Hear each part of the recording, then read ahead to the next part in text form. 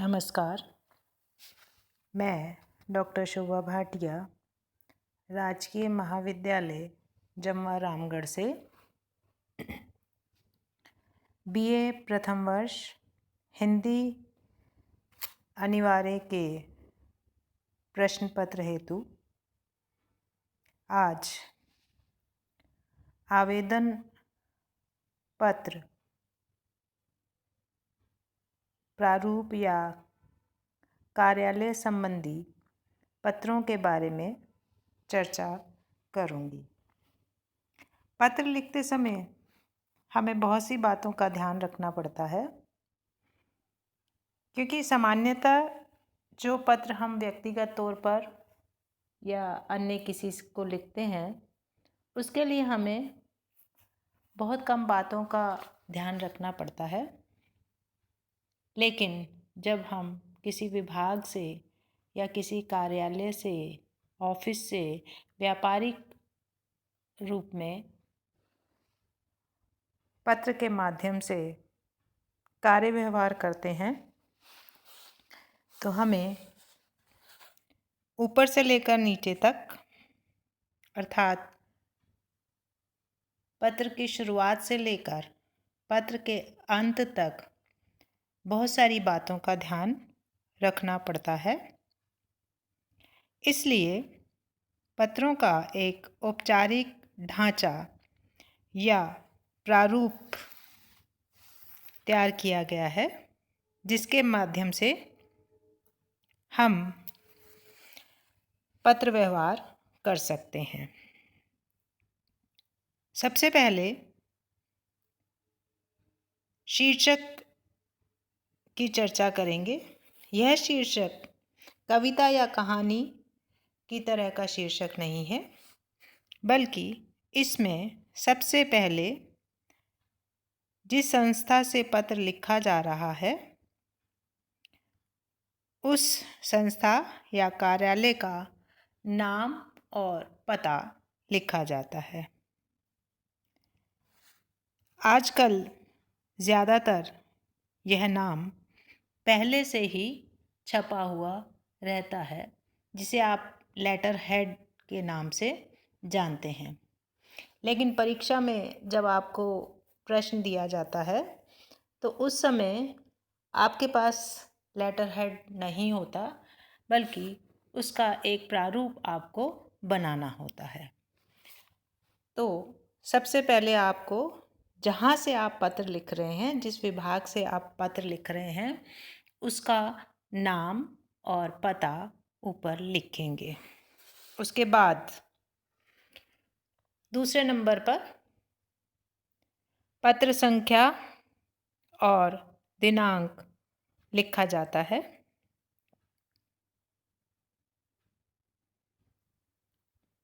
कार्यालय में पत्र भेजने के रजिस्टर के अनुसार ही इसकी संख्या और दिनांक लिखी जाती है। जैसे मान लीजिए आपको राजकीय महाविद्यालय जम्वा रामगढ़ जयपुर से कोई पत्र लिखना है, तो इसमें सबसे पहले आपको ये ध्यान रखना है कि ऊपर आप लिखेंगे राजकीय महाविद्यालय जम्वा रामगढ़ और इसके नीचे आप पता लिखेंगे और उस के नीचे एक लाइन लिखकर आप बाईं तरफ से लिखेंगे क्रमांक। क्रमांक का मतलब है कि आपको के पत्र की संख्या क्या है। यह इसलिए ज़रूरी है कि किसी भी विभाग से एक ही दिन में बहुत सारे पत्र लिखे जाते हैं और जिस विभाग को वो पहुंचते हैं वहाँ भी बहुत सारे पत्र होते हैं। ऐसी स्थिति में एक बार में ही पत्र समाप्त नहीं होता, कई बार उसके दो तीन बार पत्रों का आदान प्रदान होता है। तो बार बार अगर हम किसी बात को लिखेंगे तो उस पत्र क्रमांक के माध्यम से हम जान सकते हैं कि यह क्रमशः किस पत्र का उल्लेख कर रहा है या ये कौन से पत्र के जवाब में हमारे पास यह पत्र आया है। तो राजकीय महाविद्यालय जमवा रामगढ़ का अगर मैं क्रमांक तैयार करने की कोशिश करूं तो देखिए, राजकीय का रा, महाविद्यालय का मा, जमवा रामगढ़ का ज और रा, तो क्या बना, रा मा ज रा, और फिर ज जयपुर के लिए। तो प्रारंभिक अवस्था बनी हमारे पास रा मा ज रा ज। इसके नीचे आप आड़ी रेखा, जिसे आप ओब्लिक कहते हैं, लिखकर एक डिस्पैच रजिस्टर में या जहाँ से आप पत्र भेजते हैं उसका क्रम संख्या लिखें और उसके बाद दिनांक लिखें। इसके पश्चात प्राप्तकर्ता का नाम, पद और पता।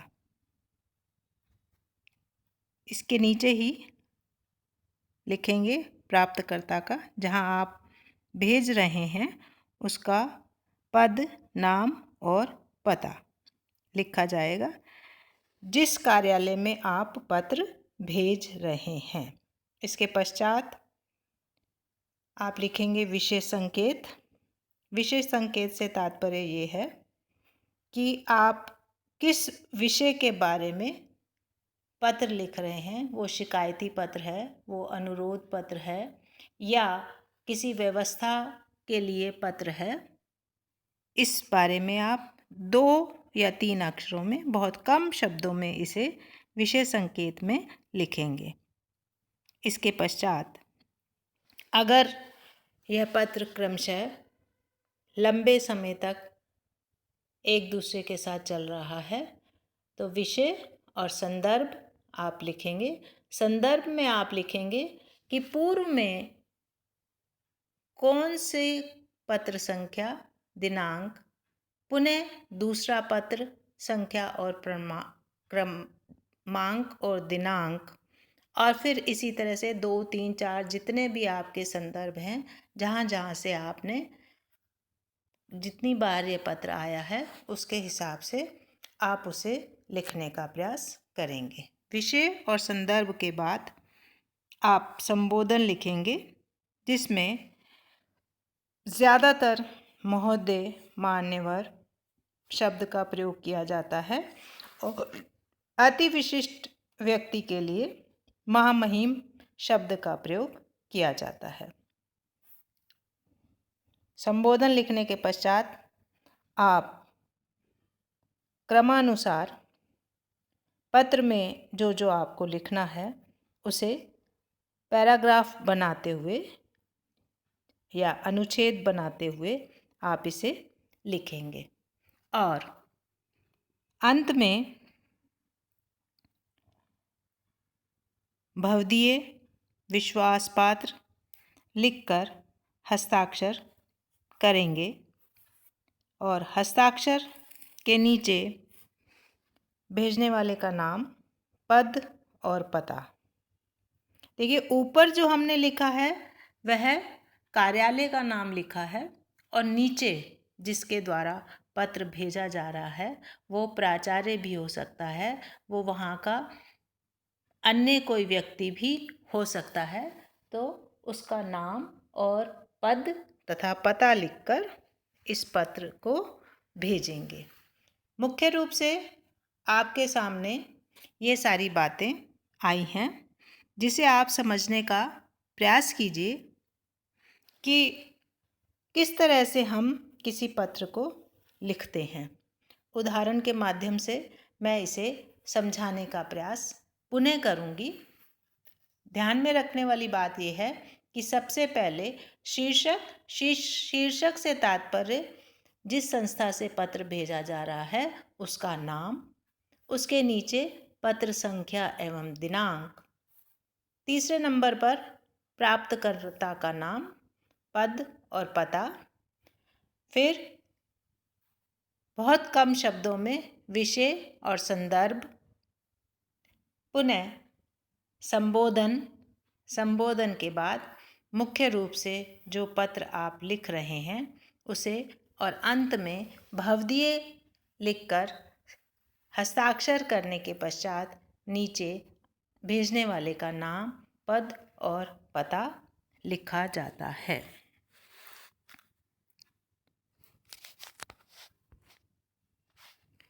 इसी तरह से अगर आप किसी कार्यालय के पत्र को देखेंगे तो उसमें भी यह सारी चीज़ें देखने को मिलती हैं, क्योंकि कार्यालय एक ही शहर में शाखा के रूप में दूसरे स्थान पर हो सकता है, दूसरे राज्य में हो सकता है, विदेश में हो सकता है, सरकारी या गैर सरकारी संगठन या संस्था हो सकती है।